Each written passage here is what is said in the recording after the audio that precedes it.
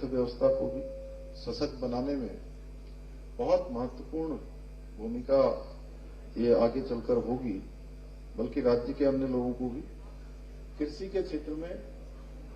और नवाचार के क्षेत्र में और नया करने के लिए बहुत प्रेरणा का काम करेगी। और मैं तो गणेश जोशी जी आपसे कहूंगा और निपासी जी से कि पूरे राज्य के हमारे किसानों का हर एक जनपद से कुछ लोगों का यहाँ आना हो जाए, कृषि विभाग के लोग उनको लेकर आए और यहाँ पर इस प्रकार जिस प्रकार से इन्होंने कृषि ग्राम का जो एक नवाचार किया है उसको देखेंगे तो निश्चित रूप से प्रेरित होकर अन्य क्षेत्रों में भी इस प्रकार के काम आगे बढ़ेंगे। और मशरूम का उत्पादन कम भूमि, कम पानी और कम समय में अधिक लाभ देने वाला है। मैं अभी इनसे पूछ रहा था कि कितना होगा, तो ये बता रहे थे 2.5 टन 3 टन ऐसे ही बता रहे थे ना। टोटल कितना हो गया? 23,000 किलो प्रतिदिन का उत्पादन जो है अपने आप में बहुत बड़ा है। और ये एक काम कम लागत में अधिक लाभ देने वाला भी है, जिसके माध्यम से हमारे किसान भाई बहन अतिरिक्त आय अर्जित करने में भी उनको बहुत सहायता मिलेगी, बहुत मदद मिलेगी, उनको आगे बढ़ने का अवसर मिलेगा।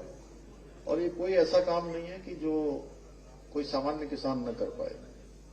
थोड़े से संसाधन जोड़ने से बाकी अन्य सहायताएं भी उनको प्राप्त हो जाएंगी। मैं एमबी फूड्स की पूरी टीम को इस प्रयास के लिए बहुत बधाई देता हूं, शुभकामना देता हूं और आशा करता हूं कि ये मशरूम ग्राम हमारे स्थानीय युवाओं और महिलाओं के लिए भी स्वरोजगार के नए अवसर सृजित करने के साथ ही हमारे स्वयं सहायता समूह की बहनों को भी आर्थिक रूप से मजबूत बनाने में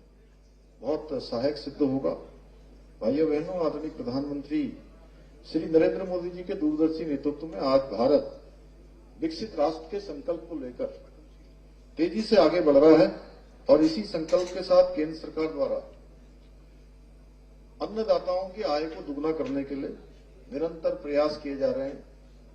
आज देश भर में 11 करोड़ किसानों को प्रधानमंत्री किसान सम्मान निधि योजना के माध्यम से उनका प्रोत्साहन किया जा रहा है, उनका सम्मान किया जा रहा है, जिसके अंतर्गत उत्तराखंड के भी करीब 9 लाख के करीब मतदाताओं को प्रतिवर्ष इस योजना का लाभार्थी होने का अवसर मिल रहा है। आज जहां एक और हम सभी प्रमुख फसलों पर न्यूनतम समर्थन मूल्य एमएसपी में अभूतपूर्व वृद्धि करके किसानों को उनकी फसल का आज उचित मूल्य भी प्रदान किया जा रहा है।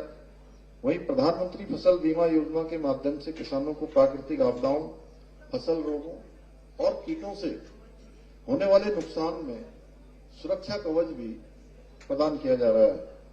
इतना ही नहीं, मृदा स्वास्थ्य कार्ड योजना के द्वारा खेतों की मिट्टी